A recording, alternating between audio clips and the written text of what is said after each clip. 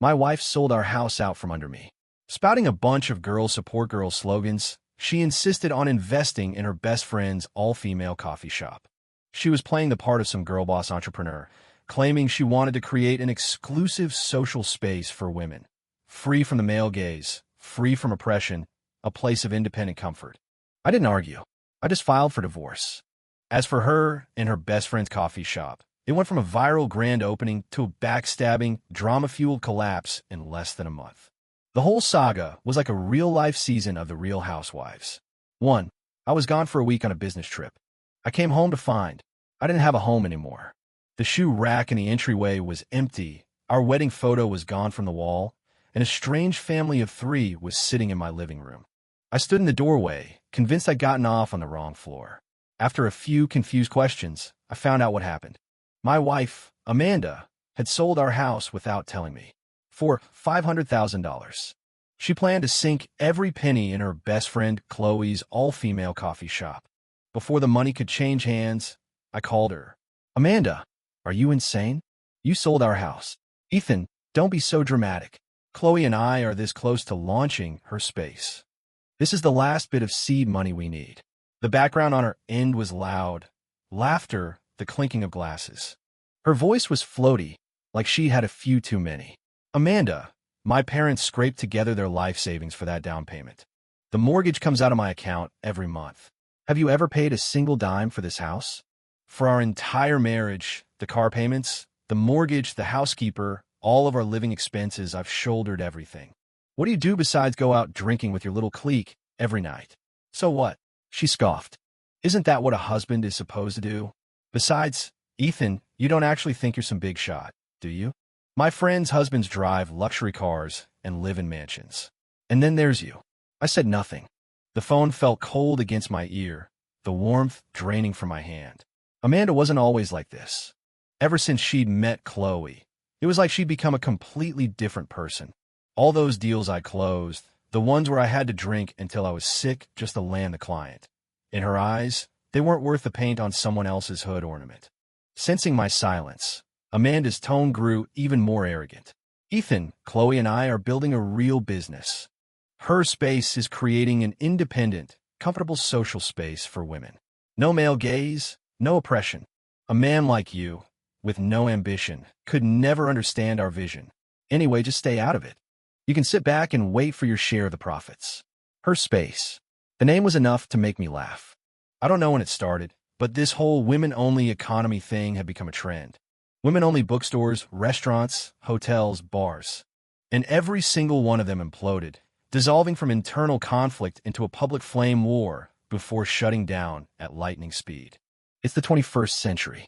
The whole premise is absurd. There isn't some grand oppression happening in a coffee shop.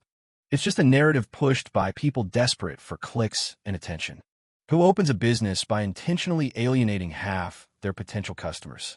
I'd argued with Amanda about this countless times before, but this time, she sold our house without my knowledge. It looked like she'd had some expert advice. I was tired. I was done playing her games. Fine, then let's get a divorce. Since her space is for women only, I guess a man like me has no business being involved. You can pay for your own space. That night, I laid everything out on my lawyer's desk. The purchase agreement, transfer records, bank statements. The divorce was straightforward. Amanda had illegally transferred marital assets. The evidence was ironclad. I got the full $500,000 back. The day I walked out of the courthouse, the sun was shining. I stood on the steps, pulled out my phone, and called a friend of mine who works in television. Hey, Big Mike, you know that reality show concept you said was looking for an investor? I'm in. Yeah, the wilderness survival one. But I want to change the theme. I want to celebrate the power of female solidarity. Let's call it Queens of the Wild. Big Mike and I were on the same page. Production for the show kicked into high gear. Meanwhile, Amanda, despite not getting a cent from the house sale, was undeterred. Her only option was to threaten her parents, demanding them mortgage their house to give her the money. But that house was meant for her younger brother's future. No matter how much of a scene she made, her parents wouldn't budge. Amanda threw tantrums daily, and before long, her family showed up at my door. I was in my hotel room reviewing a proposal when the pounding started.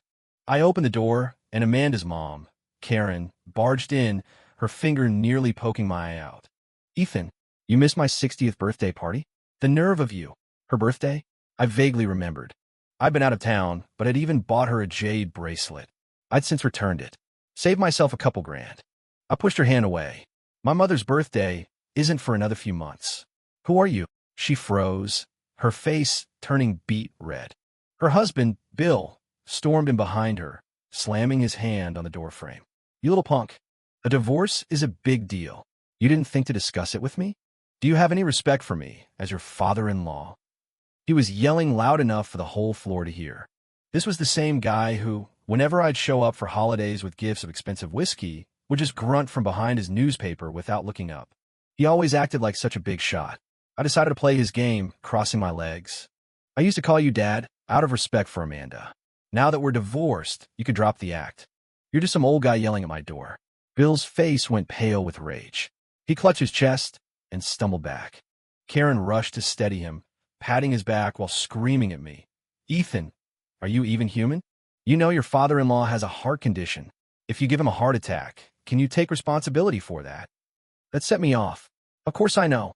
Nobody knows better than me. Who do you think paid his hospital bills every single time? The two of them stood there, mortified, the color draining from their faces.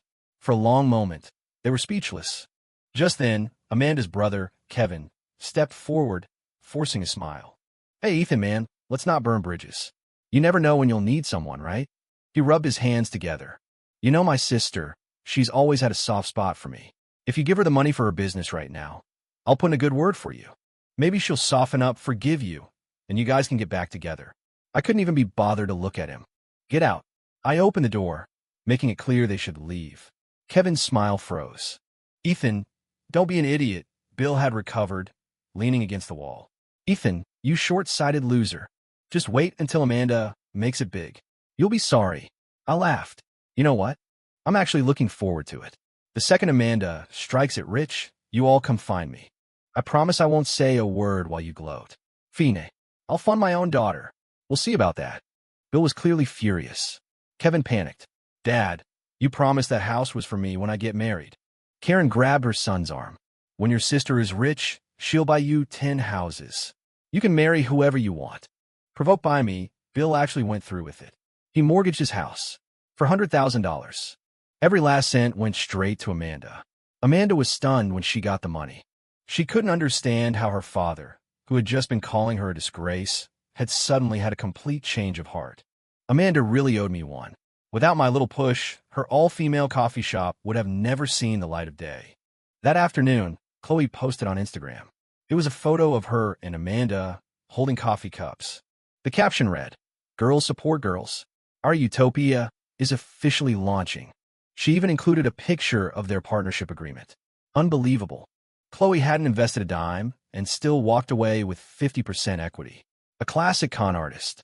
I wouldn't even pay someone like that minimum wage. I liked the post out of morbid curiosity, which prompted a message from Amanda. "What goes around comes around, Ethan. You shouldn't have underestimated me." 3 months later, filming for Queens of the Wild officially began. Coincidentally, Amanda and Chloe's Her Space coffee shop had its grand opening on the same day. We chose a remote mountain in Colorado for the show, with a clearly marked safety zone. The 30 contestants came from all walks of life and a wide range of ages. The only thing they had in common was that they were all conventionally attractive, Big Mike's one non-negotiable casting requirement. On camera, the women, all perfectly made up, enthusiastically introduced themselves, talking about their hometowns and shouting slogans about female empowerment and breaking barriers. The safety crew and camera operators were all women.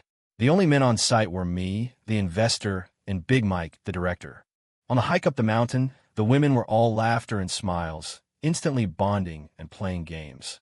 The atmosphere was warm and friendly. They quickly started calling each other sisters and made a pact to work together to split the $1 million grand prize.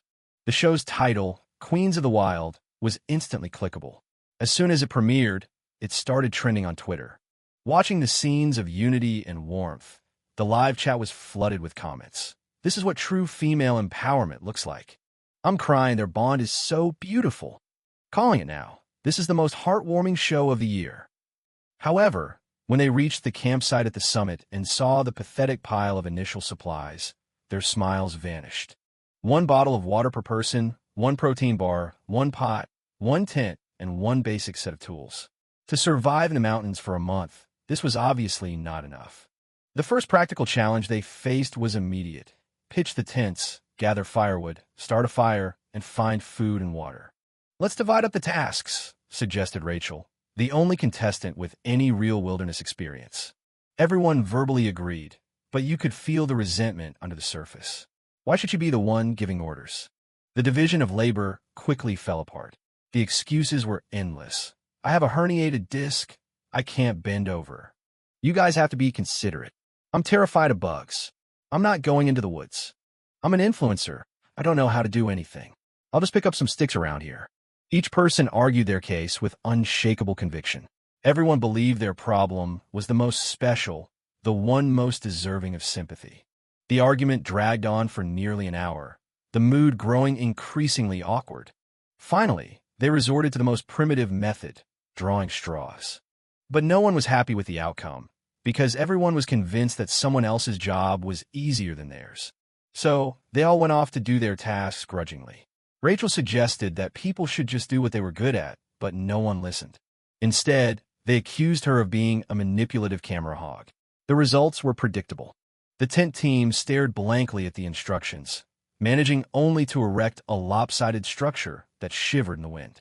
The food-gathering team took a short walk around the campsite, then gave up and came back empty-handed. The fire-starting team had it the worst. They spent hours hunched over, trying to make a fire with sticks, but failed to produce a single spark. The firewood team casually picked up a few twigs before sitting down to chat and scroll through their phones. As night fell, they had been running around like headless chickens all day, but the camp was no closer to being habitable. That night, the contestants sat in their drafty, damp, and dark tents, silently chewing their protein bars and sipping their bottled water. The mood was visibly grim, but it was only the first day. The women's initial enthusiasm wasn't completely gone. They started encouraging one another. "Come on, ladies, don't lose hope. We can do anything they can do." "Exactly. I know a lot of people are waiting for us to fail, but we got the tents up. So what if they're a little crooked? It's an achievement. We have shelter. We're not here to play games. Right? We just need to get a fire going. We'll get up early tomorrow, try a few more times, and we'll get it. No one gets left behind. As long as we stick together, there's nothing we can't overcome." The sounds of mutual encouragement filled the air, and the live chat was moved by their spirit. "I'm tearing up. This is real sisterhood. They're not blaming each other, even after failing. This is so wholesome. No one gets left behind. That really got me. Go girls. Tomorrow will be better. You got this." Meanwhile, Big Mike and I were in the production trailer, watching the monitors, eating steak and drinking beer. 6 hours after the premiere, the show had 8 trending topics on Twitter. 3 different streaming platforms had already called to negotiate exclusive broadcasting rights, each offer more ludicrous than the last. Big Mike's face was shiny with sweat. "Ethan, my man, we're gonna be rich." I smiled. "We're just getting started. The real show is about to begin." With that, I unlocked my phone. Half an hour earlier, Amanda had posted a 9-photo collage on Instagram. The coffee shop was packed. Perfectly styled influencers posed for selfies against a backdrop of a giant neon sign. The lights were bright, the smiles were brilliant. She sent me a voice message, her voice dripping with smug satisfaction. "See that, Ethan? Packed on the first day. The reservations are booked solid. You laughed at me, said my idea was a fantasy. How do you feel now? Regret it? You should watch this show I found. It might teach you something. It's called Queens of the Wild. See how independent and united those women are? That's what modern women are all about." Below the message was a link. I laughed. It was the link to our show's live stream. Amanda was so lost in her girl support girls fantasy that she had no idea the person who created Queens of the Wild was me. I held down the record button, my voice calm. "What a coincidence. I've been watching that show too."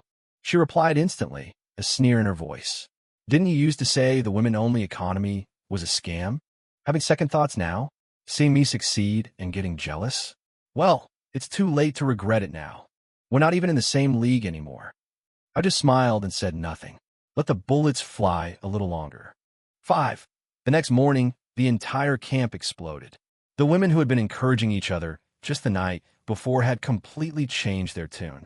What kind of garbage job did you do with the tents? They blew away in the middle of the night.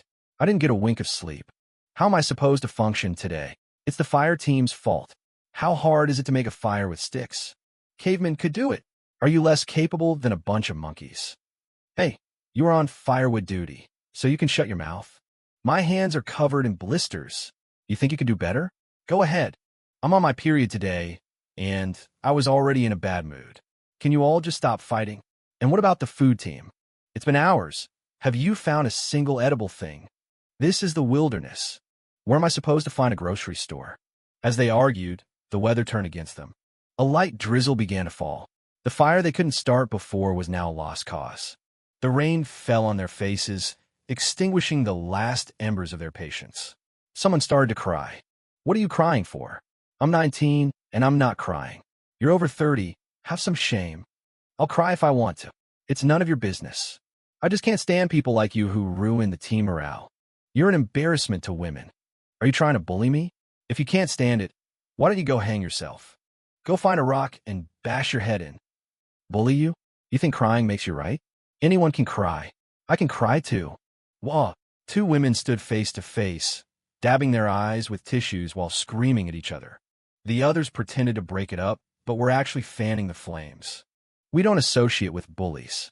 That crybaby should have been kicked off the team ages ago. Rachel stood on the edge of the group, opening her mouth as if to say something. Before a word came out, several glares shot her way. Don't you dare play the saint. Who died and made you queen? If you have so much time on your hands, why don't you figure out how to start a fire? Rachel closed her mouth, shook her head, and took a helpless step back. The rain continued to fall. The tents had collapsed, the fire was out, the protein bars were long gone, and there was no breakfast in sight. 30 women, split into several factions, stood in the rain, no longer trying to work, only wanting to win the argument. The one person who actually wanted to solve the problem, Rachel, had been completely shut out. The live chat went insane. Who was it yesterday saying, "No one gets left behind"? Queens of the Wild. From a name, I thought it would be an epic battle between humanity and nature.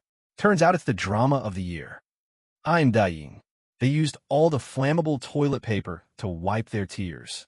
LMAO, the plot is more intense than a season of Survivor. This is better than the Super Bowl. Girls support girls became girls hurt girls. The person who created this show is an absolute genius.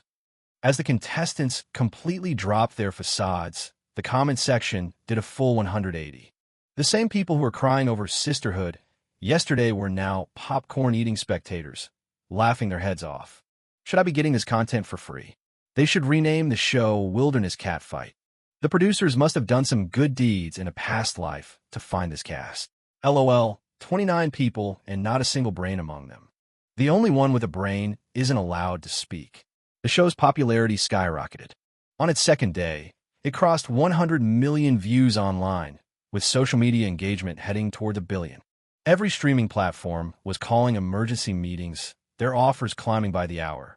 In the trailer, Big Mike held a thermos, staring at the real-time data, the flesh on his face trembling with laughter.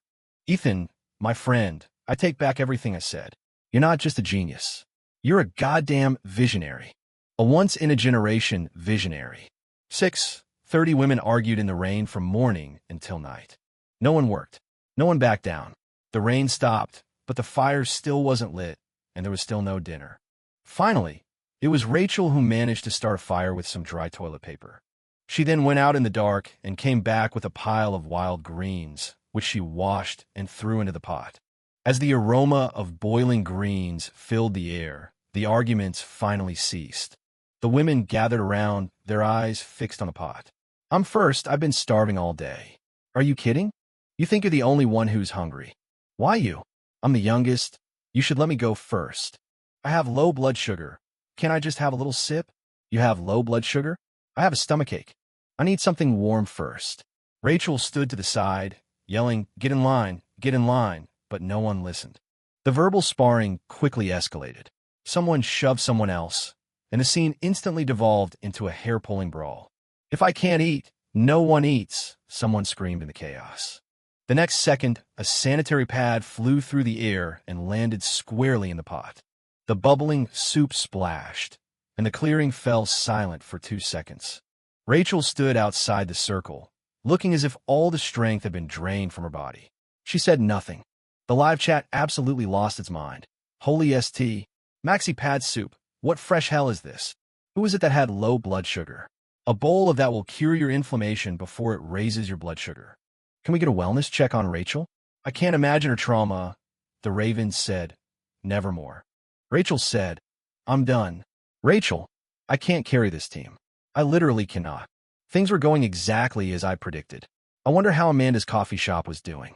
I sent her a voice message. That show you recommended, Queens of the Wild, the one about unity and mutual support?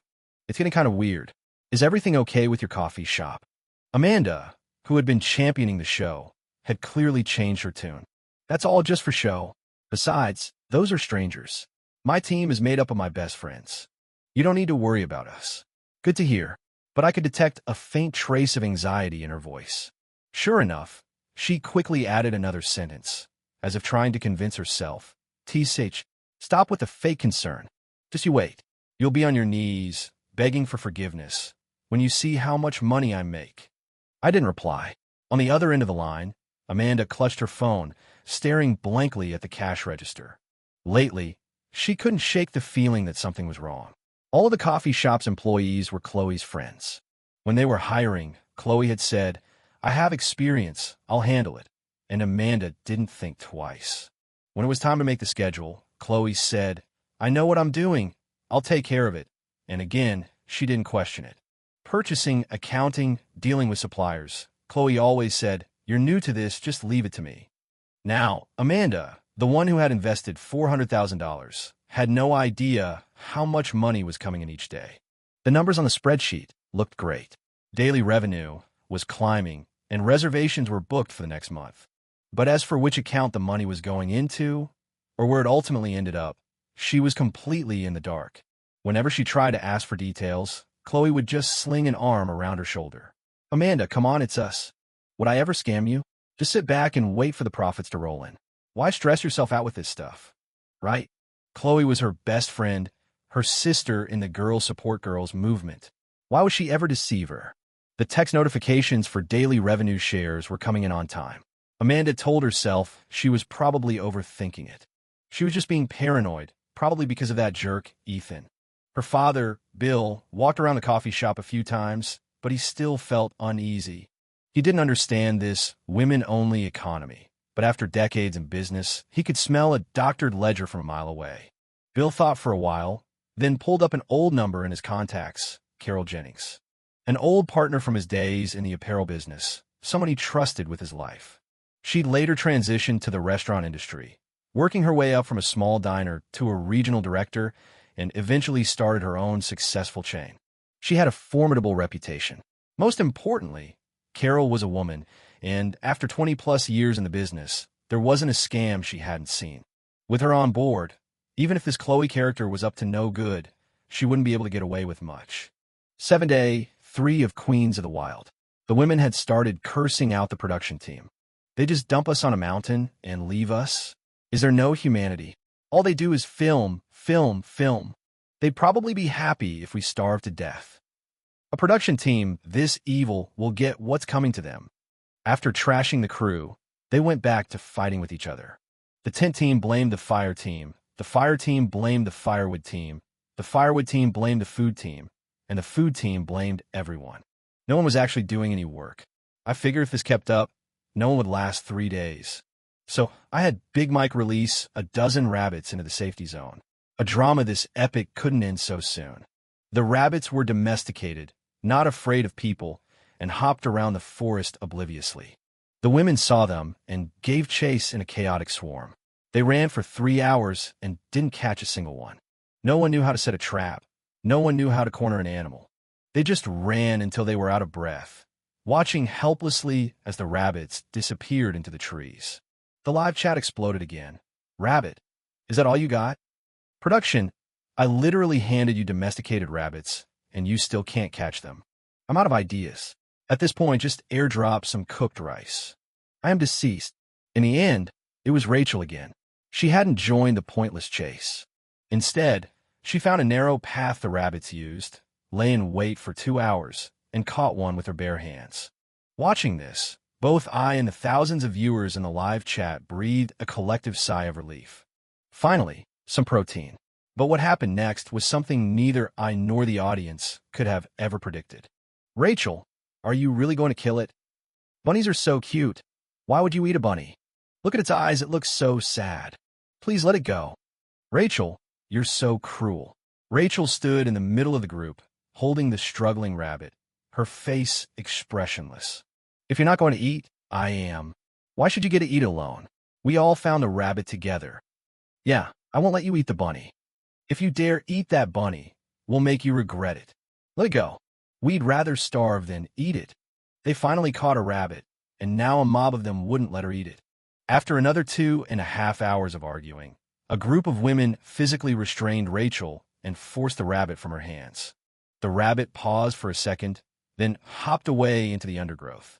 The women sighed in relief, triumphant smiles on their faces. Rachel stood up, her face ashen. She dusted off her hands and spoke loudly to the nearest camera. I'm officially quitting the show. The air froze for a second. Everyone was stunned. No one expected that the first person to quit would be Rachel, the one who made fire, found food, caught the rabbit, and had been carrying the entire group. But her departure prompted no self-reflection from the others, only smug, backstabbing comments. Let her quit. It's not like she was helping much anyway. What a drama queen. Good. That's one less person to split the money with. TCH, bossing everyone around from day one. Did she really think she was in charge? The live chat went wild. Rachel, I'm out. The frontrunner to win is the first one to quit. This just proves that in an environment like this, talent means nothing. Are you listening to what they're saying? When she was working, you all played dead. And now that she's leaving, you're running your mouths? Petition for the network to give Rachel her own show. I'd pay to watch it. Now that Rachel's gone, they can rename this show Queens of the Waiting to Die. Please, give Rachel double the prize money. She deserves it. 8. Rachel, the most competent contestant on Queens of the Wild, was the first to be eliminated. Back at the all-female coffee shop, the equally competent Carol Jennings wasn't faring much better. Bill had brought her in to keep an eye on things for his daughter. After just 2 days, Carol sat Bill and Amanda down and laid out a few pages of notes. Your suppliers are all Chloe's connections. The prices are 30% higher than the market rate. She pointed to one of the columns. On the purchasing side, at least $10,000 a day is being funneled into a private account. The revenue looks good on paper because she's using new money to cover old debts. It's a shell game. The shop looks profitable, but it's actually losing money. Amanda's face went pale. She opened her mouth, but no words came out. Carol looked at her. Amanda, sweetie, I'm going to be blunt, so please don't take this the wrong way. You need to be careful with that friend of yours. On top of that, this whole women-only business model is fundamentally flawed. If you want to stop the bleeding, you have to make some major changes. Amanda didn't say anything. But when Chloe heard about it, the story had a different spin. The next day, in the coffee shop's employee group chat, Chloe posted a long message. Ladies, recently someone has come in under the guise of helping and is trying to interfere with how we run our space. I want to ask all of you, what was our mission when we opened this place? It was to create an independent, free, and non-oppressive space for women. Now, someone wants us to follow the traditional rules, to become professional and standardized, which is just a fancy way of saying they want us to bow down to the rules of a patriarchal society. Ladies, are you going to stand for that? The chat was filled with supportive replies. No way. Chloe's right. We support you. That evening, Amanda's mother, Karen, received a few photos on her phone. They showed her husband, Bill, and Carol standing together outside the coffee shop, talking. Bill was holding Carol's purse, and Carol was laughing, her face turned towards him. A caption was attached. Karen, this is Bill's high school sweetheart. Looks like they're still as close as ever after all these years. Karen exploded. The next day, she stormed into the coffee shop during the afternoon rush. She barged in screaming, "Where's Carol? Where's that homewrecker? Get out here!" The employees exchanged nervous glances. Customers pulled out their phones to record. Carol stood up from a corner table, but before she could speak, Karen was in her face and slapped her hard across the cheek. "Who do you think you are? Coming into my daughter's shop and telling her what to do? Let me tell you something. My daughter paid for this place. It has nothing to do with you. Stop pretending you're some kind of expert. You're just using this as an excuse to get close to my husband. You think I don't know about your past?" Chloe pushed through the crowd and steadied Karen. "Ma'am, please don't get worked up. Let's talk about this calmly. Don't make yourself sick." While soothing her, she turned to Carol, her voice just loud enough for everyone to hear. "Carol, you're our elder, so I shouldn't be saying this. But your behavior is making things very difficult for us. Her space is our sanctuary. For you to do something so shameful, it's a disgrace to all women." Whispers rippled through the crowd. After a scene like that, Carol couldn't possibly stay. That night, she sent Bill a text. "Bill, I can't help you with this. Your daughter is going to have to figure this out on her own." Bill stared at the message for a long time, too ashamed to reply. On the show, a montage of Rachel hiking down the mountain played on a loop, set to sad music. The live chat was filled with messages of regret. At the coffee shop, Chloe posted on Instagram, protecting her space and kicking out the toxic influences. Sisters united. The picture was a collage. In one photo, Karen was holding her hand, a sweet, grandmotherly smile on her face. I saw Chloe's post and made a few calls to get the full story. History always repeats itself. Rachel and Carol were the same. Both were the most capable leaders of their respective teams. Both were the only ones who could have kept things from falling apart. And the result? They were the first ones to be kicked out. It wasn't a coincidence. It wasn't a fluke. It was the absurd but inevitable conclusion to the farce that is the women-only economy. When sisterhood becomes the only politically correct stance, when being understanding becomes a get-out-of-work-free card, the person who actually does the work becomes everyone's enemy. Because your competence makes them look useless. Because your clarity shatters their self-made illusions. Because your seriousness means the game can't go on. So you have to go. 9. With Rachel gone, the only competent person on the team was out, and the show hurtled towards its conclusion. Queens of the Wild, which started with 30 contestants, ended its live broadcast on day 5 with every single person eliminated. There were no predators, no wild animals, no unavoidable disasters. The production team had even tried to help them, to extend the show's run. But in the end, it was a failure. I was out of ideas. Infighting and internal friction had killed the competition. I never even had to pay out the $1 million prize. But even with only 5 days of content, Queens of the Wild became a cultural phenomenon. On day 1, I had already made back my initial investment from Livestream revenue sharing. 3 platforms fought for exclusive rights, with the final deal closing at $12 million. On day 2, advertisers came knocking. Initially, no one believed in the project. We couldn't even get a ramen noodle brand to sponsor us. But once the show blew up, marketing directors for major brands were calling Big Mike day and night, starting with, "Brother, we were blind before." On day 3, the prize for a mid-roll ad slot went from $10,000 to $80,000. We ran 12 ads over 5 episodes, bringing in just under $1 million. On day 4, we auctioned off the title sponsorship. A beverage company bid up to $23 million. Big Mike's hand was shaking when he signed the contract. On day 5, we sold the rights for derivative content. A short-form video platform bought the exclusive rights to create clips for $3 million. Inquiries for international rights flooded our inbox. We eventually sold the format to Netflix for a $1.2 million development deal. On top of that, there were endless requests for interviews, guest appearances on talk shows, and paid speaking engagements.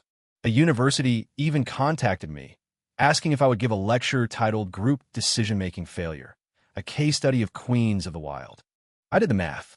Before all this, all I had in my account was the $500,000 from the house. Now, after taxes, I had cleared over $60 million. Big Mike said, "Ethan, we're not making a show, we're printing money." I told him, "You're thinking too small.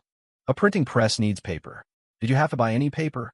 More importantly, the show had opened up a conversation.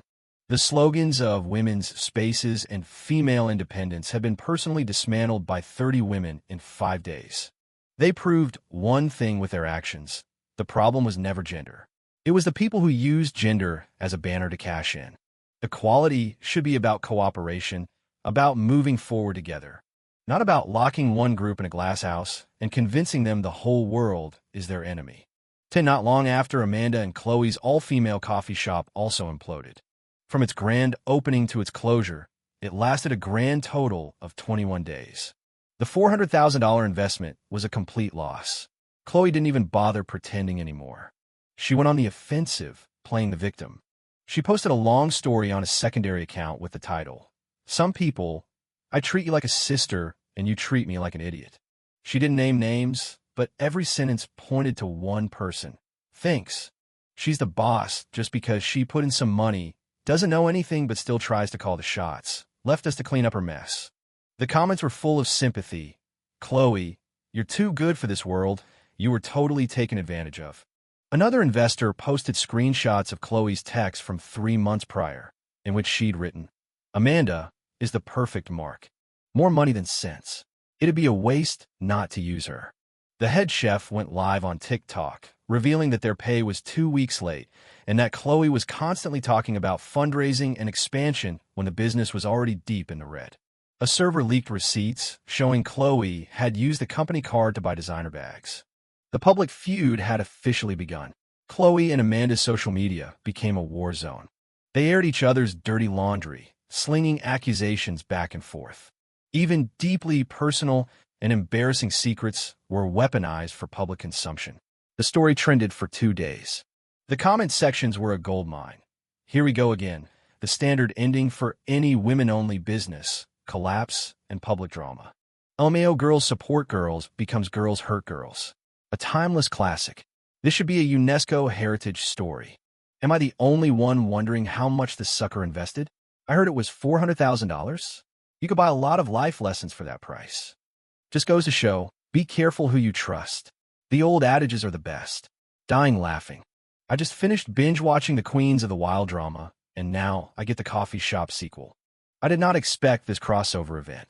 History really does repeat itself. When will people who fall for this stuff ever learn? Don't you guys know? I heard the guy who funded Queens of the Wild is this sucker's ex-husband. She sold their house behind his back to fund her friend's coffee shop, illegally transferred marital assets, and ended up with nothing. Her husband must have been so pissed he created Queens of the Wild just to expose the whole scam. Wow. So you're telling me the 2 biggest internet dramas of the year were both caused by the same woman? My God, how can one person be so stupid? 11. Amanda's family lost the house and was now $200,000 in debt to loan sharks. The collection calls were constant from morning to night. Someone splashed red paint on their front door with the words, "Pay up," scrawled across it. Karen was too afraid to leave the house, spending her days at home, crying. Bill, whose heart was already weak, was pushed over the edge by the stress and ended up in the ICU, kept alive by a ventilator. Kevin's girlfriend heard the news and broke up with him that day without even seeing him. Amanda frantically called all her best friends. She huddled in a hospital corridor, her phone screen lighting up and going dark over and over. She scrolled through her contact from top to bottom, then bottom to top, only to realize that the people who used to flock around her, telling her, "Amanda, you're the best," had all vanished overnight. No one replied. The proud girl boss was now completely humbled. But it didn't matter. Amanda squatted against the wall, clutching her phone, her shoulders shaking. Down the hall, a nurse called out, "Amanda Hayes? Is Amanda Hayes here?" "The ICU bill is overdue." She looked up, her eyes red and raw. Every time her father had been in the hospital before, I was the one who handled everything. Paying the bills, filling out the paperwork, staying overnight. I did it all myself. Amanda and her mother never worried about a thing. On the rare occasion they visited, they would complain about the parking or the state of the hospital room. Back then, they took it for granted. Now, their sucker was gone. Amanda finally realized something. What she had looked down on for all those years wasn't weakness, it was tolerance. What she had taken for granted wasn't an obligation. It was quiet love and support. But it was too late. Online, Amanda saw the news about my success and figured out that I was the one who had created Queens of the Wild to mock the very idea she had bought into. To think, she had sent me the link and told me to learn from it. Looking back, she felt like a complete clown. Amanda bit her lip, her finger hovering over the screen for a long, long time. Finally, she dialed my number. It rang twice, and then I picked up. She froze, and tears streamed down her face. Ethan, I was wrong. I was so stupid, so foolish. I got brainwashed by all that nonsense, and I couldn't see who really cared about me. The line was silent. I knew Amanda would come crawling back. I just didn't think it would be this soon. But even as she sobbed her heart out, I felt nothing. She continued, her words tumbling out in a rush. My dad's in the hospital again, in the ICU. I can't afford the medical bills. I know I have no right to ask you for anything, but I have nowhere else to turn. Ethan, yell at me. Curse me out, I don't care. I'm begging you, just this once, please help me. A voice finally came from the other end. My voice cold and flat. Amanda, didn't you say what goes around comes around? Weren't you the one who was going to get rich and humiliate me and my entire family? Stop crying. Save your crocodile tears. I prefer the arrogant person you were before. 12. Hearing my harsh tone, Amanda was stunned. She never imagined that, for the first time, her tears wouldn't work. She knew that I used to be unable to stand seeing her cry. If her eyes even started to get red, I would have tried to pull the stars down from the sky for her.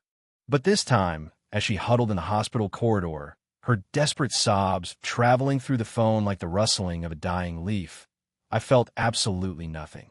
She choked out, Ethan, that's our dad. Are you really going to let him die? Stop. We're divorced.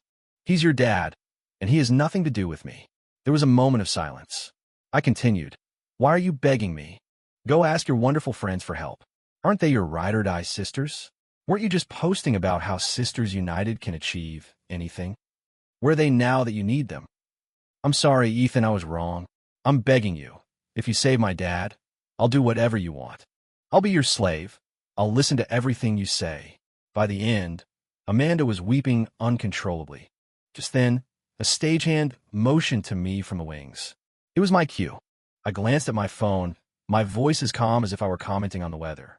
Sorry, I'm not in the market for a slave as stupid as you. And there's no us anymore. I hung up, blocked her number, and all her social media accounts. I slipped my phone back into my pocket, straightened my suit jacket, and walked onto the stage. It was the industry's annual awards gala. The award for Most Innovative Program of the Year went to Queens of the Wild. The spotlight hit me as I stood at the podium next to Big Mike. Below us was a sea of faces and a constant flash of cameras. The host handed me the microphone. Mr. Cole, is there anything you'd like to say to the audience? I thought for a moment, took the microphone, and smiled at the crowd. First, I'd like to thank the Academy for this award. Second, I have to thank Big Mike. His professionalism is what gave this show its quality. Big Mike grinned beside me, his eyes a little misty. And finally, I paused. I'd like to thank my ex-wife. Without her betrayal, this show would never have existed. I hope that through this show, more people who have been misled by the so-called women-only economy can see the truth. We're not on this earth to exclude or discriminate against anyone. Men and women should be equal partners, moving forward together. Neither side is the enemy. Those who cash in by shouting slogans about female empowerment will eventually choke on the bitter fruit they've sown. It's the people who actually do the work who allow any team, any society to succeed. As I finished, the applause was deafening. 3 years later, Big Mike and I used the money we made to dive into the short-form content industry. We produced 8 web series in 3 years, and 5 of them went viral. We weren't exactly industry leaders, but we'd carved out a nice niche for ourselves. Financial freedom is a vague concept, but at least now I never had to beg for a few $100,000 again. Besides our mainstream projects, I made it a point every year to produce a series that tackled a real social issue. A little something to hold up as a mirror for people whose brains have been warped by TikTok trends and outrage bait headlines. Whether they chose to look in it was their business. I also remarried. My wife isn't in the industry. She's an artist who illustrates children's books for a publishing house. She isn't drop-dead gorgeous, but she has a calm and comforting presence. Most importantly, she never tells me what I should be doing, and she never compares me to anyone else's husband. On the day of our son's 100-day celebration party, all the big names in the industry were there. Big Mike and his team took up a whole table, his face flushed with wine as he held my son, refusing to let go and insisting on being the godfather. After a few rounds of drinks, there was a commotion at the entrance. A security guard's voice carried over the crowd. "Ma'am, come on. Out you go. This is a private party. You can't be here." Ich glanced over. It was a homeless woman. Her hair was a mess of gray, tied back haphazardly. She wore a stained, colorless parka and was hunched over, holding a dirty bowl. The guard was trying to push her out, and she stumbled backward, muttering something under her breath. "Let her in," I said, putting down my glass. The guard hesitated. "Mr. Cole, but it's fine." I smiled and patted his shoulder. The old woman was allowed in. She stood blinking in the bright lights, her shoulders hunched, looking lost. I walked over with a warm bowl of food and placed it in her hands. "Here, eat this. Take your time." She looked up. I froze. Her face was weathered and gaunt, her cheekbones sharp, her eyes sunken. A few grains of rice were stuck to the corner of her mouth. But her eyes, the same eyes that once held so much disdain and judgment for me, I recognized them. It was Amanda's mother, Karen. I don't know if she recognized me. I only know that her hand trembled, nearly dropping the bowl. She shrank back, her lips quivering as if she wanted to say something, but no words came out. I gently pushed the bowl further into her hands, then turned and walked back to my table. Someone next to me whispered, "Friend of yours, Ethan?" I just smiled and shook my head. The party continued, filled with chatter and laughter. The homeless woman squatted on the steps by the entrance, eating slowly. No one bothered her, and no one tried to make her leave. Later, through the grapevine, I heard bits and pieces of what happened to Amanda's family. After they lost the house, the loan sharks came every day. The red paint was a constant feature on their door, along with daily threats. Bill was discharged from the ICU, but less than 2 weeks later, he couldn't afford his medication. It wasn't that they didn't want to treat him, they just didn't have the money. A few days later, he was gone. Kevin fled to another state to escape the debt collectors. They caught up with him. He tried to run across a highway and was hit by a car. He survived, but he lost a leg. He now works at a shoe repair shop in his hometown, getting by on one leg and a crutch. And Amanda? The story was that she was tricked into going overseas. Some said it was a high-paying job offered by one of her old friends. Others said she was desperate and took a foolish risk. Whatever the reason, she went, and she never came back. Not a single word. No one knows if she's dead or alive. That's when Karen lost her mind. At first, she just wandered around looking for her daughter. Then, she started begging. On her lucid days, she would sit outside the police station, waiting for someone to ask her what was wrong. On her bad days, she would roam the streets, mumbling to herself, asking everyone she met, "Have you seen my daughter? My daughter and my son-in-law are so happy together. They live in a big, beautiful house." I drank a lot that night. By the time the party was over, the entrance was empty. I stood on the steps and lit a cigarette, but didn't take a drag. My wife came over, holding her son. "What's wrong?" "Nothing." I put out the cigarette, took the baby from her arms, and gave him a soft kiss on the forehead. He smiled here. "Let's go home."